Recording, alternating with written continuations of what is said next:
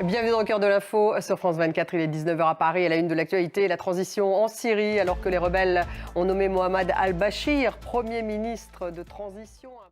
Dans 10 minutes, le débat, il est consacré à la Syrie, 2 jours après la chute de Bachar al-Assad. Et alors qu'un Premier ministre de transition a été nommé, cette transition est-elle en marche? On va revenir aussi sur les intérêts des puissances en Syrie. Quel impact dans ce pays divisé? Le débat dans 10 minutes. Israël qui a mené plus de 300 frappes aériennes sur la Syrie depuis la prise de Damas par les rebelles et la chute du président Bachar el-Assad. En tout cas, c'est ce qu'affirme l'Observatoire syrien des droits de l'homme. Direction tout de suite Jérusalem. On retrouve Stéphane Amar, notre correspondant. Alors l'objectif, il est double. Merci Stéphane. Stéphane Amar, donc en direct de Jérusalem.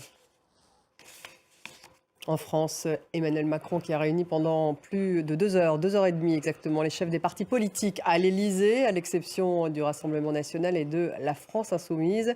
Le chef de l'État français leur a annoncé son intention de nommer un Premier ministre dans les 48 heures, a-t-il dit. On va écouter Olivier Faure. Cette rencontre visait à conclure un contrat de méthode dans l'espoir d'aboutir à un gouvernement. En Espagne, une messe d'hommage aux victimes des inondations de la région de Valence est organisée dans la cathédrale de la ville. Le roi Felipe et la reine Laetitia étaient présents. Thibaut Francesquet.